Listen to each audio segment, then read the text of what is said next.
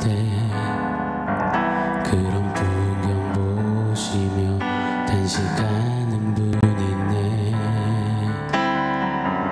고와 같이 너희를 버려두지 않으리. 내가 너희와 영원히 함께함이라. 억눌린 자 갇힌 자 자유함이 없는 자 피난처가 되시는 성령님 계시네. 주의 영이 계신 곳에 잠자유가 있다네. 진리의 영이신 성령이 오셨네. 성령이 오셨네. 성령이 오셨네. 내 주에 보내신 성령이 오셨네. 우리 인생 가운데 친히 찾아오셔서 그 나라 꿈꾸게 하시네. 그 나라 꿈꾸게 하시네.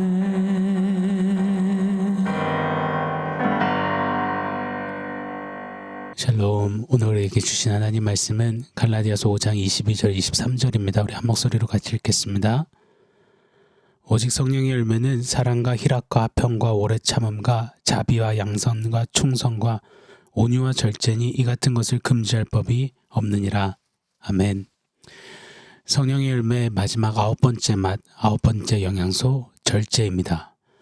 절제는 예수님 믿는 우리도 또 예수님 모르는 세상도 다 강조하는 매우 중요한 가치요 덕목으로 여겨집니다. 그런데 분명한 차이가 있음을 어제 나눴습니다. 절제하는 그 방향, 그 목적, 그 목표가 아예 다른 겁니다.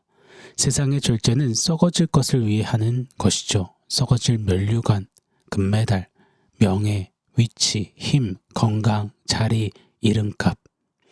반면 성도의 절제는 썩어지지 않는 것을 향해 하는 것입니다. 영원한 하나님 나라, 하나님 말씀, 영원한 삶, 영생 말입니다. 사랑하는 여러분, 보이는 것은 잠깐이지만 보이지 않는 것은 영원합니다. 보여지는 것들, 잠시 잠깐 피었다가 지는 꽃과 같은 것들을 위해서 아둥바둥 절제하려다가 결국 공수거, 밑 빠진 독에 물 붓기 하지 않기를 원합니다. 보이지 않는 것들을 믿음의 눈 들어 바라보며 그 영원한 것들을 위해 절제하는 우리기를 축원합니다. 잠시 축구 이야기 잠깐 드리겠습니다. 여러분 어떤 축구 경기를 좋아하시나요? 막 공격적으로 골을 주거니 받거니 하는 경기가 재밌잖아요. 최고의 수비는 공격이다 이리 외치면서 막강 화력을 뽐내며 방패를 뚫어내는 막 창을 들고 마구 돌진하는 축구 매우 재미집니다. 그래서 유럽 축구가 인기가 많은 것 같아요. 반면 중동 축구를 침대 축구라고 하죠. 맨날 드러눕고 11명이 전원 수비하는 축구는 뛰는 사람도 선수도 그리고 이를 관람하는 사람도 다 답답하게 하는 것 같습니다. 속이 타들어가게 하죠. 다 나라마다 감독마다의 전술이 있기에 그걸 평가절하하거나 폄하하려는 건 아닙니다만 비전문가의 소견으로는 수비 축구보다는 공격 축구가 더 멋들어진 것 같습니다.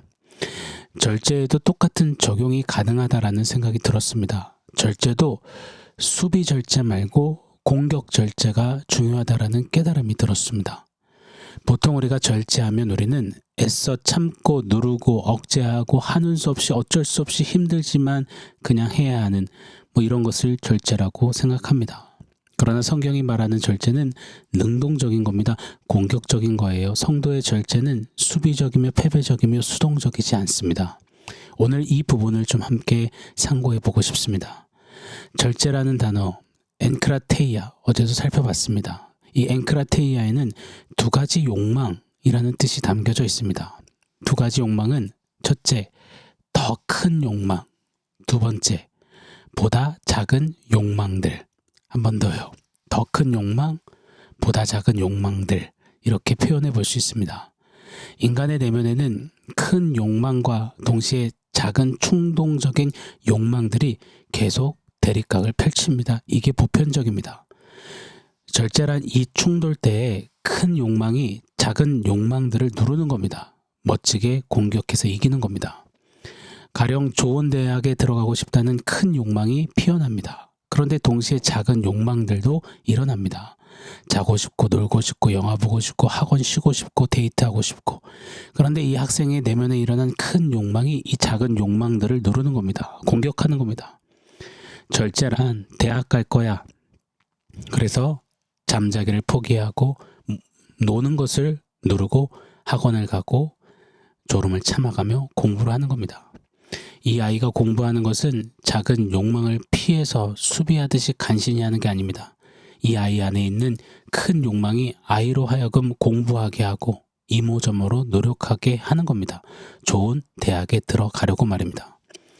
절제는 큰 욕망으로 작은 욕망들을 너끈히 누르고 밟고 제압하는 이처럼 굉장히 능동적이고 진취적이고 쟁취적이고 공격적인 영양소입니다. 그 힘차고 뜨거운 에너지로 절제 목표를 이루어가는 겁니다. 자, 절제 목표란 큰 욕망을 품고 그 큰 욕망이 궁극적에는 내 진짜 소망이자 삶, 즉 결과가 된다는 겁니다.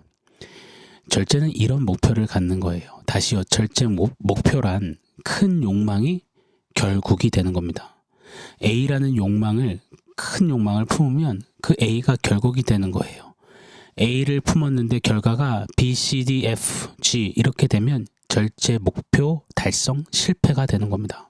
자, 그런데 말입니다. 절제 목표 달성 실패가 우리에게 훨씬 더 많습니다.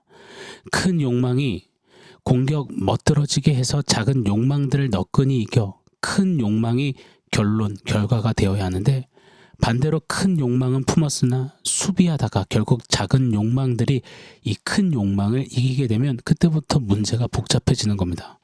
그때부터 우리들의 절제는 입은 그 큰 욕망, 소망을 말하지만 속은 작은 욕망들로, 욕구들로 가득 찬 바리새인의 외식함이 되는 것입니다. 어글리고 추잡해지는 거죠. 입은 주여 주여 하나님의 영광하지만 속은 세상 쾌락 욕정 시커먼 욕심으로 가득 찬 삶 말입니다.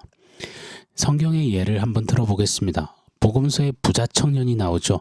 예수님이 참 이뻐하셨던 청년입니다. 엄친아예요. 율법도 다 지키고 반듯하고 가문도 좋고 삶이 바르게 정돈되었습니다. 자신감도 넘칩니다. 예수님을 향해 나와요. 그러면서 말합니다. 선생님, 저 영생을 얻고 싶습니다. 뭘 하면 좋을까요? 큰 욕망을 품은 겁니다. 우리 주님이 율법을 지키라세요. 그랬더니 뭐 잘난 겁니다. 저는 어려서부터 율법 다 지켰습니다. 뭘 좀 더 하면 좋을까요? 자, 보십시오. 영생을 원하는 큰 욕망, 영생이 있습니다. 그 욕망을 갖고 있는 거예요. 또 이 부자 청년의 삶은 그 큰 욕망에 매우 가까워 보입니다. 율법 다 지키고 애써 왔습니다. 박수를 쳐줘야 합니다. 그런데 우리 주님은 속지 않으세요. 주님이 청년에게 말씀하십니다. 마태복음 19장 20절 21절입니다. 그 청년이 이르되 이 모든 것을 내가 지켰사온데 아직도 무엇이 부족하니까? 예수께서 이르시되 네가 온전하고다 할진대 가서 네 소유를 팔아 가난한 자들에게 주라.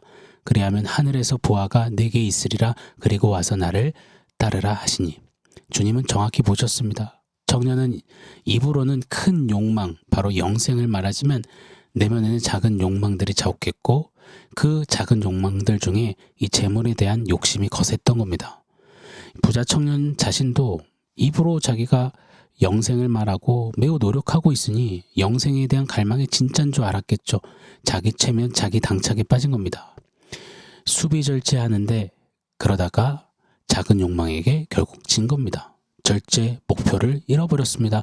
외식하고 있던 거예요.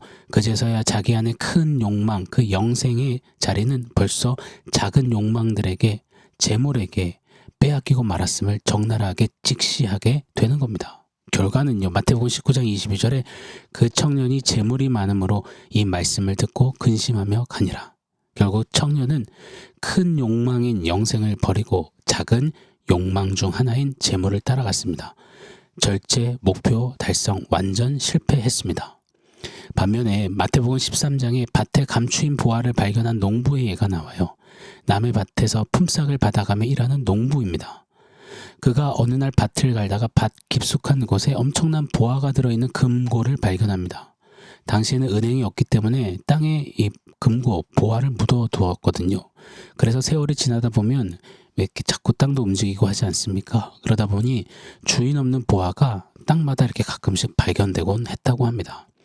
이 농부는 가슴이 뛰기 시작해요. 그리고 누가 볼까봐 얻는 땅 속에 그 금고를 묻어둡니다. 그때부터 농부는 잠이 안 오는 겁니다. 앉으나 서나 밭 생각, 금고 생각뿐입니다. 수단 방법을 가리지 않아요. 그 밭을 사려고 자기 모든 것을 쏟습니다. 전재산을 다 털고 주변 친지들에게도 돈도 빌렸겠죠. 이때 이 농부의 마음에는 다른 작은 욕망들이 또 함께 일어났을 겁니다. 내가 괜한 짓을 하는 것까? 이실직고하고 안전빵으로 살까? 밤에 몰래 금고 들고 도망칠까? 사람들이 다 발전 가능성도 하나 없는 그 땅을 왜 사냐고 욕하니 자존심도 상한데 포기할까? 그냥 관둘까? 자, 그런데 그에게는 이 큰 욕망, 금고가 실제입니다. 그 밭을 사서 자기 소유권으로 등기 이전만 하면 그때 그 땅에서 나오는 금고는 자기 건이요. 그래서 그 일어나는 작은 욕망들, 욕구들을 넉넉히 누르는 겁니다. 사람들이 미쳤다고 할수록 그럴수록 더 눈치 못 채니 다행이다 싶으며 되려 좋아합니다. 그래서 결국 농부는 큰 욕망을 결과로 취했습니다. 절제 목표를 달성한 겁니다.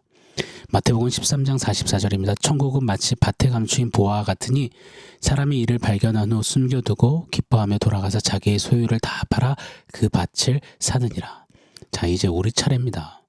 오늘 본문 우리 성령의 열매가 있는 갈라디아서 5장 22절 23절 전에 보면 5장 16절 17절에 이런 말씀이 있습니다. 내가 이르노니 너희는 성령을 따라 행하라. 그리하면 육체의 욕심을 이루지 아니하리라. 육체의 소욕은 성령을 거스르고 성령은 육체를 거스르나니 이 둘이 서로 대적하므로 너희가 원하는 것을 하지 못하게 하려 함이니라. 사랑하는 여러분, 우리에게는 절제 목표가 있습니다. 우리의 큰 욕망은 성령을 따르는 거예요. 성령께 스며드는 거예요. 이때 작은 욕망들, 육체의 욕심들이 끊임없이 작동합니다. 지금 읽은 말씀이 그 이야기를 하는 겁니다. 이때 우리에게는 공격 절제가 필요합니다. 수비 절제에서는 안 됩니다. 성령이 오셨네, 성령이 오셨네, 내 안에 성령이 계신데 내가 성령을 따라 살아야지, 그 열망하고 갈망하는 그 사모함으로 내가 평소에 갔던 충동적인 세상적 세속적 육체의 욕망 욕심들을 기꺼이 누르고, 그래서 성령을 따르는 그 큰 욕망이 결국에는 성령의 열매 절제라는 영양소로 결과로 맺혀지는 것, 이것이 우리의 절제 목표입니다. 우리는 이것을 위해서 공격 절제해야 합니다. 자, 오늘 본문을 기록한 바울도 공격 절제하며 절제로 성령의 열매를 맺었습니다. 로마서 7장 21절 24절에 보면 선을 행하기 원하는 나에게 악이 함께 있다 하면서 내 속사람으로는 하나님의 법을 즐거워하다 내 지체 속에서 한 다른 법이 내 마음의 법과 싸워 내 지체 속에 있는 죄의 법으로 나를 사로잡는 것을 보는도다. 오호라, 나는 공고한 사람이로다. 이 사망의 몸에서 누가 나를 건져내랴. 이 욕망들이 싸우는 겁니다. 그러나 그때 바울은요, 로마서 8장 1절 2절에 그러므로 이제 그리스도 예수 안에 있는 자에게는 결코 정죄함이 없나니 이는 그리스도 예수 안에 있는 생명의 성령의 법이 죄와 사망의 법에서 너를 해방하였음이라. 성령에 스며들어 성령을 따라 그 큰 욕망으로 작은 욕구들을 누르고, 그리고 성령을 따라 성령의 열매 맺는 바울입니다. 성령의 법이 해방시키셨도다. 사랑하는 여러분, 지금 내 안에 육체의 욕망들, 욕심들, 또 뒤로 호박씩 가는 꿍꿍이 열망들, 꽁꽁 감추고 있는 그 작은 욕망들, 욕심들을 과감히 망설임 없이 좀 잘라내고 공격해내고 성령을 따라 그분의 능력 안에 성령의 열매 그 영양소들을 하나하나 맺어가길 원합니다.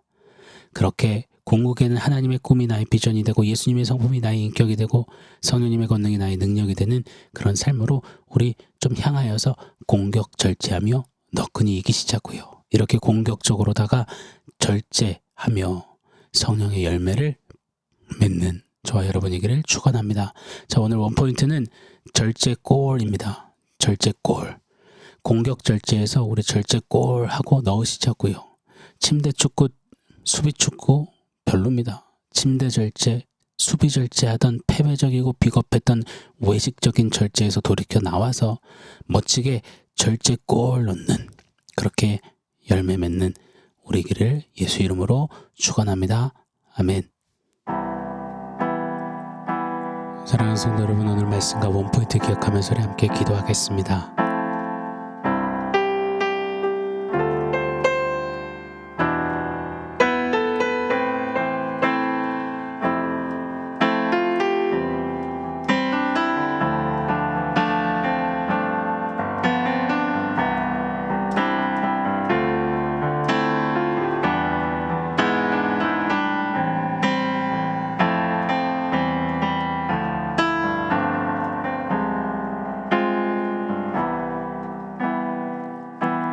하나님, 공격 절제하며 힘차게 절제로 성령의 열매를 맺는 우리이기를 원합니다. 성령을 따르고 성령께 스며들어 복음에 합당한 삶을 위해 멋진 공격 절제하며 그렇게 절제로 예수님을 닮아가는 성령의 열매를 주렁주렁 맺는 그런 우리가 되게 하여 주시옵소서.